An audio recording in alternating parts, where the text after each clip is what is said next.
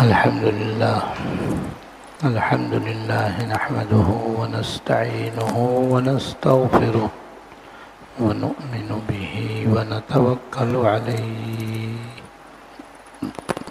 ونعوذ بالله من شرور أنفسنا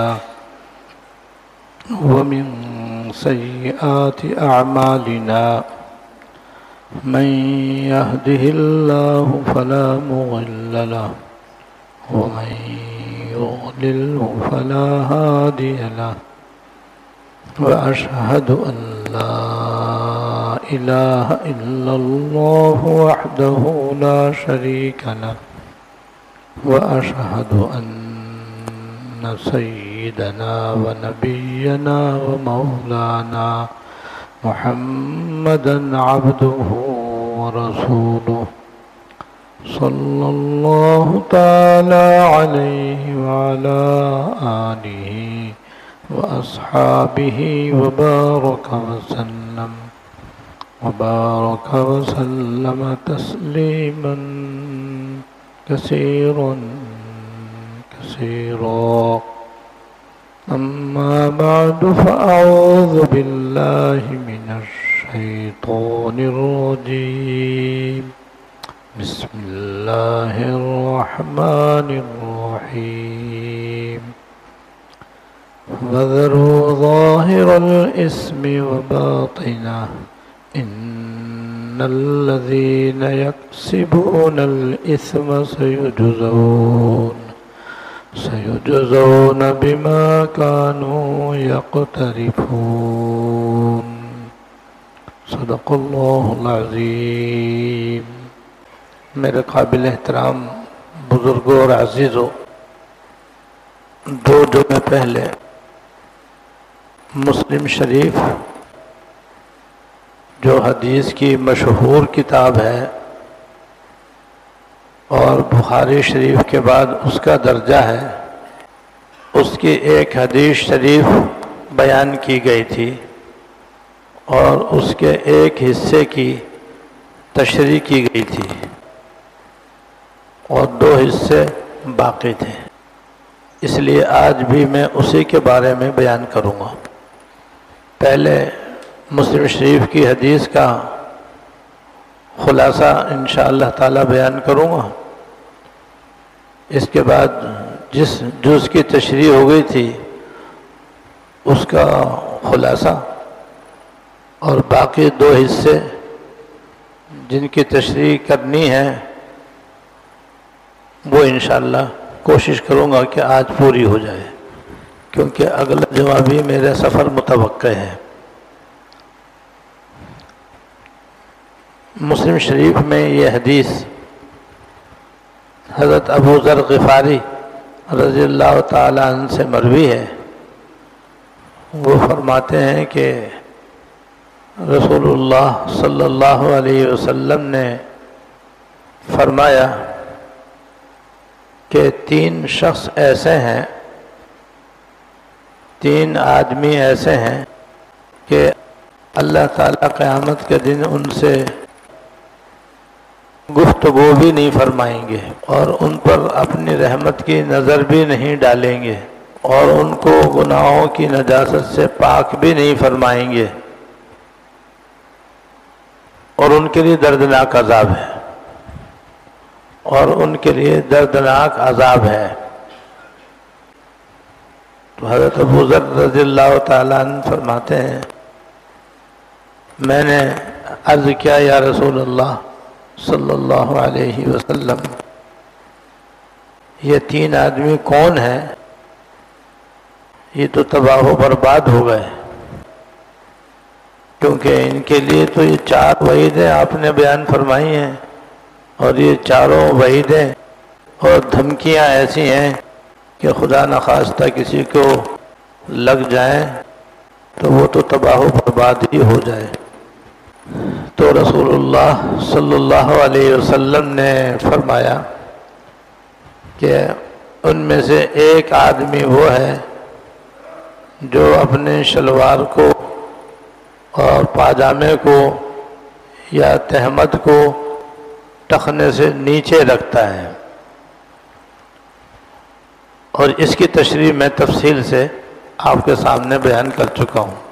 یعنی ہر مسلمان عاقل بالغ مرد پر واجب ہے کہ وہ اپنی شلوار ٹخنا، اپنی شلوار یا پاجامہ یا لنگی یا تہمد یا پینٹ پتلون جو بھی ہو وہ ٹخنے سے اوپر رکھے۔ ٹخنے کھلے رکھنا ضروری ہے اور شلوار وغیرہ سے ٹخنے چھپانا ناجائز ہے، اور جو ایسا کرے گا اس کے لیے 4 وعیدیں ہیں جو اس حدیث میں ابھی میں نے آپ کے سامنے بیان کی ہیں۔ نمبر 2، وہ شخص جو احسان جتانے والا ہو، دوسرا وہ شخص جو احسان جتانے والا ہو، اور تیسرے وہ شخص جو جھوٹی قسم کھا کر اپنا سودا بیچنے والا ہو، جھوٹی قسم کھا کر سودا بیچنے والا۔ ان کی دونوں آدمیوں کے لیے بھی یہ 4 وعیدیں ہیں۔ تو گویا 3 آدمیوں کے لیے یہ وعیدیں ہیں کہ ایک تو اللہ تعالیٰ ان سے ہم کلام نہیں ہوں گے، قیامت کے دن اللہ تعالیٰ ان سے گفتگو نہیں فرمائیں گے، دوسرے ان پر نظر رحمت نہیں ڈالیں گے، تیسرے ان کو پاک نہیں فرمائیں گے، چوتھے ان کے لیے دردناک عذاب ہے۔ تو ان میں سے ایک وہ شخص ہے جو احسان جتاتا ہے۔ احسان کہتے ہیں اچھا سلوک کرنے کو، اور یہ ایسی چیز ہے کہ جس کی ہمارے دین میں بڑی اہمیت ہے اور اس کی بڑی فضیلت ہے اور اس کا بڑا اجر و ثواب ہے، اور ہر انسان بلکہ ہر مسلمان بلکہ ہر انسان اس کا محتاج ہے، اور زندگی میں ہر آدمی دوسروں کا احسان لیتا بھی ہے، دوسروں پر احسان کرتا بھی ہے۔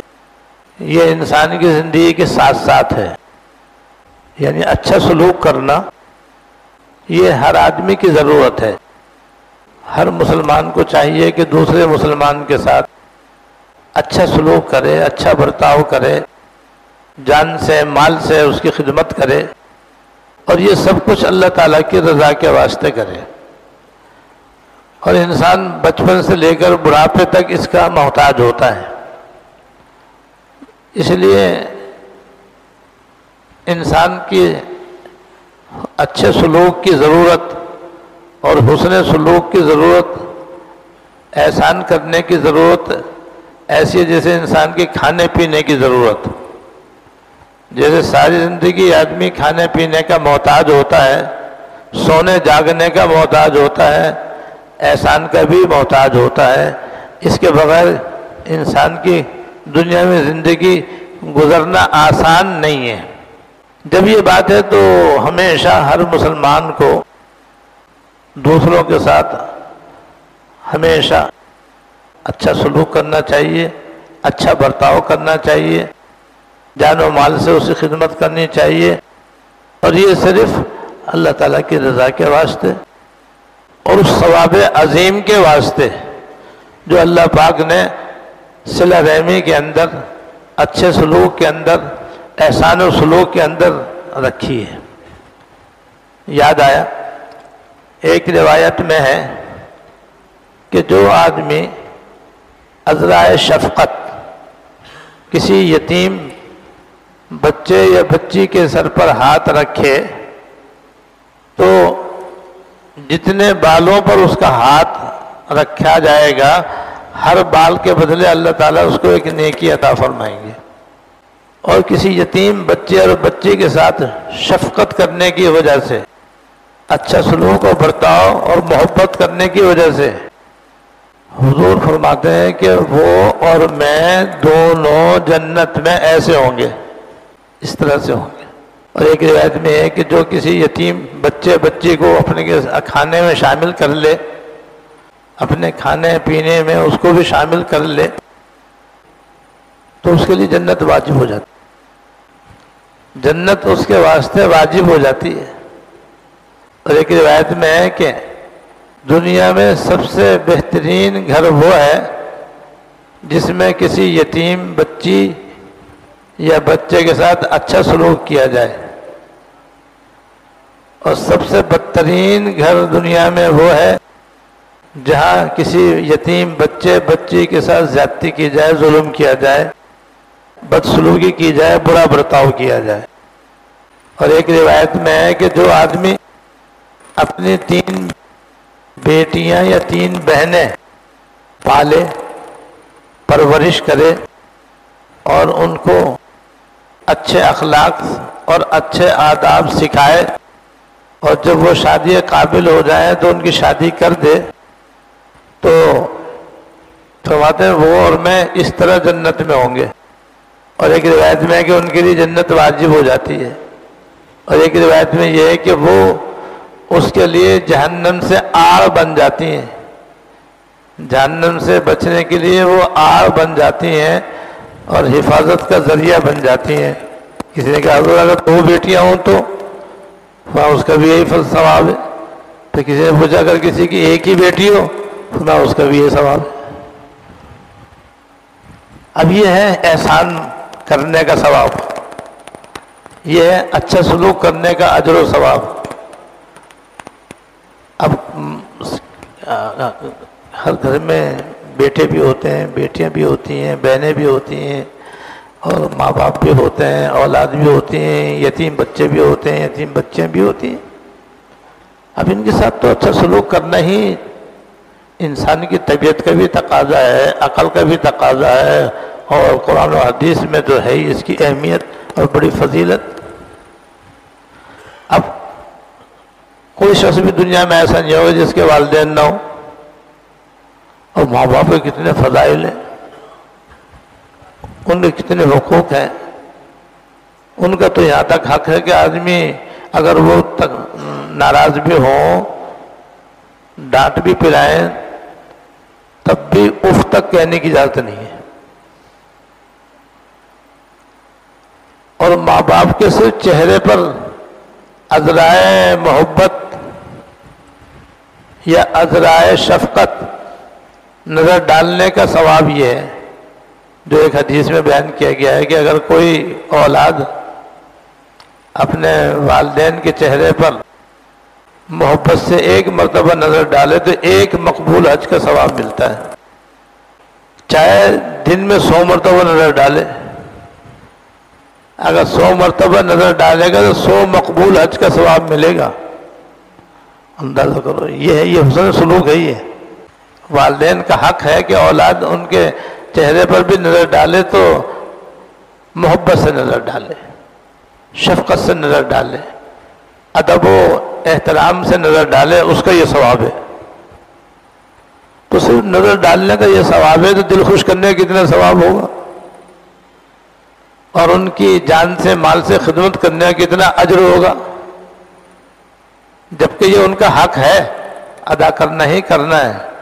اسی طرح آپ سمجھ لیں کہ بہن بھائیوں کے ساتھ، عزیز و اقارب کے ساتھ، دوست احباب کے ساتھ، پڑوسیوں کے ساتھ ہر جگہ حسن سلوک ہے، ہر جگہ احسانی احسان ہے، تو کرنا چاہیے۔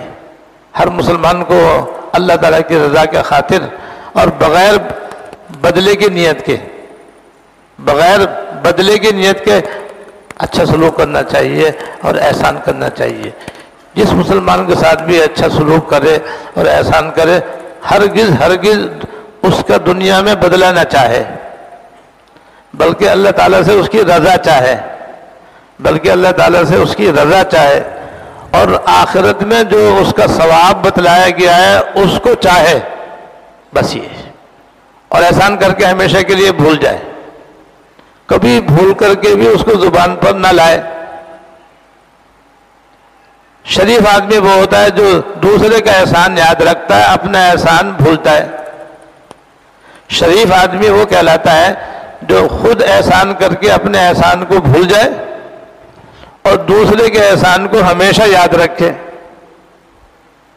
اور کمینہ آدمی وہ کہلاتا ہے کہ جو اپنے احسان کو ہمیشہ یاد رکھے، دوسرے کے احسان کو بھول جائے، اور پھر جب موقع ملے تو اسے جتائے۔ تو احسان تو کرنا ہی کرنا ہے، اور یہ بڑی اعلیٰ درجے کی عبادت ہے، بڑا اونچا عمل ہے اور باعث اجر و ثواب ہے، اللہ تعالیٰ کی رضا اور خوشنودی کا باعث ہے، جنت میں جانے کا ذریعہ ہے۔ لیکن اس کے لیے ضروری ہے کہ اللہ تعالیٰ کی رضا کے واسطے احسان کرے، اور احسان کر کے پھر کبھی بھی اس کو جتائے نہیں۔ لیکن ہمارے معاشرے میں جہاں اور بڑی بڑی خرابیاں پائی جاتی ہیں، وہاں یہ خرابی پائی جاتی ہے کہ آدمی ایک تو عدل بدلے کی نیت سے احسان کرتا ہے کہ شادی بیاہ کے موقع پر لوگ تحفے تحائف دیتے ہیں، یہ بھی احسان ہے، لیکن لینے کی نیت ہوتی ہے۔ کہتے ہیں آج ہم دیں گے تو کل کوئی ہمیں بھی دے گا، ہم نہیں دیں گے تو کون ہمیں دے گا۔ یہ عدل بدلے کی نیت ہے جو کہ غلط ہے۔ اور پھر اس کو جتانے کا بڑا رواج ہے کہ اگر اس نے ہماری شادی کے موقع پر ہدیہ نہیں دیا، یا انتقال کے موقع پر ہم نے کسی کے ساتھ کوئی سلوک کیا، کوئی احسان کیا، کوئی خدمت کی، کھانا وانا ہم نے کھلایا دیا اور ان کی مدد کی، انہوں نے نہیں کیا، اوہو، جہاں ایسا ہوتا ہے تو بس پھر اپنے احسانات کی تسبیح پڑھی جاتی ہے اور گردان پڑھی جاتی ہے، اور پھر اس کو گنوایا جاتا ہے کہ ہم نے تمہاری شادی پر یہ دیا تھا، تمہارے غریب وہ تمہاری غمی کے موقع پر ہم نے یہ امداد دی تھی، آج تم نے ہمارے ساتھ یہ سلوک کیا، ہمارے سارے احسانات تم نے فراموش کر دی ہے۔ اور پھر آپس میں لڑائی جھگڑے نا اتفاقی قطع تعلقی اس کی بنیاد پر ہوتی ہے کہ ہم نے احسان کیا، تم نے اس کا احسان کیا بدلہ دیا۔ یاد رکھو یہ احسان کر کے احسان جتانا حرام ہے، گناہ کبیرہ ہے، اور اتنا بدترین گناہ ہے کہ جو احسان کر کے احسان جتائے گا قیامت کے دن اللہ تعالیٰ نہ تو اس سے گفتگو فرمائیں گے، ظاہر ہے جس سے آدمی ناراض ہوتا ہے بات تھوڑی کرتا ہے، اس سے گفتگو نہیں فرمائیں گے، نظر رحمت نہیں فرمائیں گے، اس کو گناہوں کی ناپاکی سے پاک نہیں فرمائیں گے، اور اس کے لیے دردناک عذاب اللہ پاک نے تیار کر رکھا ہے۔ اس لیے دوسرا آدمی وہ ہے جو احسان کر کے احسان جتاتا ہے، اس لیے احسان جتانے کے گناہ سے ہم سب کو بے حد بچنا چاہیے۔ اور تیسرا آدمی وہ ہے کہ جو کاروباری آدمی ہے، تاجر آدمی ہے، دکاندار آدمی ہے، اور وہ اپنی دکان پر سودا بیچتا ہے، لیکن لوگوں کو مطمئن کرنے کے لیے اور لوگوں کو تسلی دینے کے لیے جھوٹی قسمیں کھاتا ہے۔ تو جھوٹی قسمیں کھانا بھی بڑا گناہ ہے۔ حدیث میں آتا ہے کہ بڑے بڑے گناہوں میں سے اور کبیرہ گناہوں میں سے تین ہیں، تین کام کبیرہ گناہوں میں سے ہیں۔ نمبر ایک، اللہ تعالیٰ کے ساتھ شرک کرنا، اللہ تعالیٰ کی ذات کے ساتھ، ذات میں یا صفات میں غیر اللہ کو شریک کرنا، یہ شرک کہلاتا ہے، اور یہ شرک حرام ہے اور بلا شبہ گناہ کبیرہ ہے، اور آدمی شرک کرنے کی وجہ سے کافر ہو جاتا ہے، اتنا بڑا گناہ ہے یہ، اور اس سے بڑا گناہ کوئی نہیں ہے کہ آدمی معاذ اللہ شرک کرے۔ تو ایک تو شرک کرنا یہ گناہ کبیرہ ہے، دوسرے والدین کی نافرمانی کرنا، والدین کو ستانا، ان کو تکلیف پہنچانا اور ایذا دینا، اسے حقوق الوالدین کہتے ہیں، یہ بھی گناہ کبیرہ ہے، حرام ہے اور ناجائز ہے۔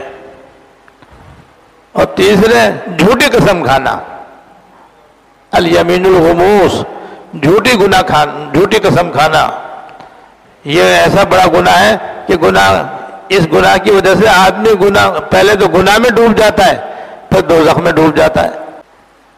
تو یہ حدیث میں فرمایا کہ تین کام گناہ کبیرہ ہیں، اور گناہ کبیرہ بڑے گناہ وہ کہتے ہیں۔ گناہ کی دو قسمیں، کبیرہ اور صغیرہ۔ صغیرہ گناہ چھوٹے گناہ وہ کہتے ہیں، کبیرہ گناہ بڑے گناہ وہ کہتے ہیں۔ یاد رکھو دونوں ہی اللہ تعالیٰ کی نافرمانی کا نام ہے، اور دونوں ہی سے بچنے کی ضرورت ہے۔ دونوں ہی سے بچنا ضروری ہے. یہ مطلب نہیں ہوتا ہے صغیرہ ہونے کا کہ چھوٹے گناہ ہے تو کر لو اور کبیرہ گناہ ہو تو بچو. اس کی ایسی مثال ہے جیسے ایک حرام ہے اور ایک مکروہ ہے. تو بعض لوگ اپنی نادانی کی وجہ سے یہ سمجھتے ہیں کہ بھئی حرام سے تو بچنا چاہیے، مکروہ کر لینا چاہیے. غلط ہے یہ. جیسے حرام سے بچنے کی ضرورت ہے، مکروہ سے بچنا بھی ضروری ہے. جیسے گناہ کبیرہ سے بچنا ضروری ہے، صغیرہ گناہ سے بچنا بھی ضروری ہے. حضرت تھانوی رحمۃ اللہ علیہ فرماتے ہیں کہ کبیرہ صغیرہ گناہ کی مثال ایسی جیسے بڑا بچھو چھوٹا بچھو، بڑا بچھو اور چھوٹا بچھو، بڑا سانپ اور چھوٹا سانپ. کوئی عقل مند یہ کہہ سکتا ہے کہ بھئی بڑے سانپ سے تو بچو، چھوٹے سانپ کو جیب میں رکھ لو. بڑے بچھو سے دور بھاگو لیکن چھوٹے بچھو کو اپنے منہ میں رکھ لو. کیا حرج ہے؟ چھوٹا ہے نا یہ تو اسے سب بیوقوف کہیں گے اور کہیں سے گدو بندر لے کے جاؤ، پاگل ہے یہ آدمی. بچھو بڑا ہو یا چھوٹا دونوں سے بچنا چاہیے. سانپ چھوٹا ہو یا بڑا دونوں سے بچنا چاہیے. انگارہ چھوٹا ہو یا بڑا دونوں سے بچنا ضروری ہے. لہذا یاد رکھنا چاہیے کہ یہ ہے گناہ کبیرہ. جھوٹی قسم کھانا عام حالت میں بھی گناہ کبیرہ ہے. لہذا اول تو قسم کھانے ہی نہیں چاہیے. ہر مسلمان مرد عورت کو جہاں تک ہو سکے قسم کھانے ہی سے اپنے آپ کو بچانا چاہیے. کسی موقع پر بھی جہاں تک ہو سکے قسم کھانے سے بچنا چاہیے. اور اگر کہیں ضرورت پڑ جائے تو سچی قسم کھا سکتا ہے، سچی قسم کھا سکتا ہے. جھوٹی قسم کھانا پھر بھی اس کے لیے جائز نہیں ہے اور یہ گناہ کبیرہ ہے. اور خاص طور سے آدمی کاروبار کے اندر جھوٹی قسم کھائے تو بھئی کاروبار کے اندر تو مسلمان